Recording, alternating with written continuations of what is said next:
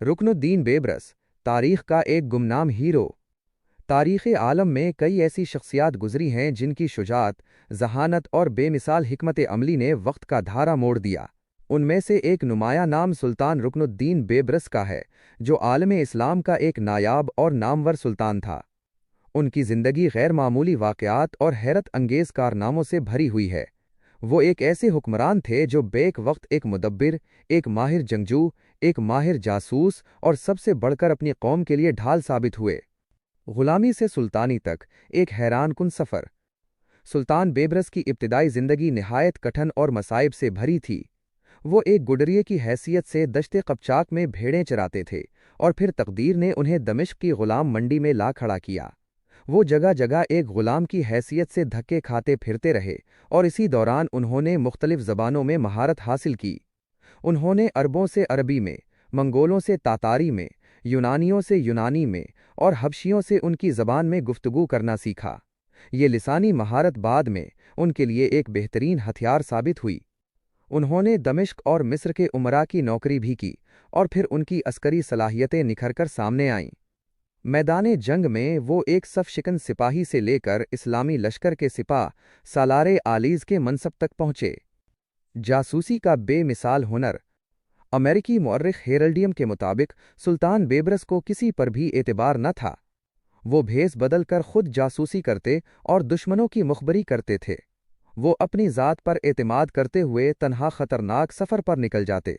कभी वो मिस्र में होते तो अगले ही दिन फ़लस्तीन में नमूदार होते, कभी अरब के रेगिस्तानों में तो कभी किसी और दूर दराज इलाके में। इनका सबसे बड़ा कारनामा मंगोलों के खिलाफ जासूसी का था। जब मंगोलों ने हलाकू खान की क़ियादत में आलिम इस्लाम पर तबाही मचा रखी थी, तो बेबरस एक मंगोल मौसीक़ार का भेस बदल कर अकेले हलाकू की सल्तनत में दाखिल हुए। उन्होंने गली गली घूमकर जासूसी की, क्योंकि वो मुख्तलिफ ज़बानें जानते थे, इसलिए किसी को उन पर शक न हुआ। एक बार वो एक दुकान में अपनी शाही अंगूठी जानबूझकर छोड़ आए और वापस आकर हलाकू खान को एक कासिद के ज़रिए कहलाया कि वो उसकी ममलिकत में जासूसी करके आए हैं और अपनी अंगूठी फलां जगह भूल आए हैं। हलाकू खान इस जुर्रत और दलेरी से इस कदर मरऊब हुआ कि उसने वो अंगूठी ढूंढकर बेबरस को वापस भेजवा दी। इस वाक़े ने मंगोलों में एक खौफ और दहशत पैदा कर दी, क्योंकि वो समझ गए थे कि जिस सुल्तान के पास इतनी हिम्मत है, उसकी फ़ौज का क्या आलिम होगा। सलीबियों के खिलाफ जासूसी। बेबरस सिर्फ मंगोलों के लिए ही नहीं, बल्कि सलीबियों के लिए भी एक डरावना ख्वाब थे। जब सलीबियों ने बहेरा रूम के साथ अपने बड़े अड्डे बना रखे थे, तो बेबरस एक ईसाई ज़ायर का रूप धार कर उनके मकबूजा इलाकों में दाखिल हुए। कई महीनों तक उन्होंने सलीबियों के 22 किलों और फौजी ठिकानों का जायज़ा लिया। इस जासूसी के बाद उन्होंने एक कासिद का भेस बदला और एक हिरन का शिकार लेकर इंताकिया के बादशाह बोहिमंड के दरबार में हाजिर हुए। उन्होंने बादशाह को बताया कि वो मिस्र के सुल्तान का कासिद है और सुल्तान ने उन्हें बतौर तोहफा ये हिरन भेजा है। जब बेबरस वहां से चले गए तो कुछ अरसे बाद बोहिमंड पर यह इंकिशाफ हुआ कि वो शख्स कोई और नहीं बल्कि खुद मुसलमान का सुल्तान था। ये सुनकर बोहिमंड पर खौफतारी हो गया और वो इस कदर दलेराना कारनामे पर शशदर रह गया। सल्तनत का उरूज और फतह आइनुल जालूत।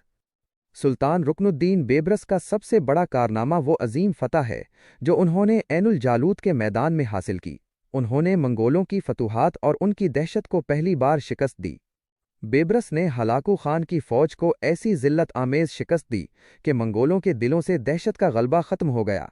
उन्होंने साबित कर दिया कि खुदा के लिए लड़ने वाले कभी हार नहीं मानते। उनका ये कौल तारीख़ का हिस्सा बन गया। वक्त आने पर हम उन्हें बता देंगे कि अल्लाह के लिए लड़ने वाले कभी शिकस्त तस्लीम नहीं किया करते। इख्तितामिया। अफसोस की बात है कि दीगर नामवर इस्लामी शख्सियात की तरह रुकनुद्दीन बेबरस के नकूश भी तारीख़ से मिटाने की साजिश की गई, लेकिन उनके कारनामों के मध्यम नकूश आज भी जिंदा हैं, जो उनकी जहानत, शुजात और गैर मामूली शख्सियत का सबूत हैं। उनकी ज़िंदगी हमें ये सिखाती है कि अगर इरादा पुख्ता हो तो ग़ुलामी भी सल्तनत का रास्ता बन सकती है और नामुमकिन भी मुमकिन हो जाता है। हम उम्मीद करते हैं कि आपको हमारी ये वीडियो बहुत पसंद आई होगी।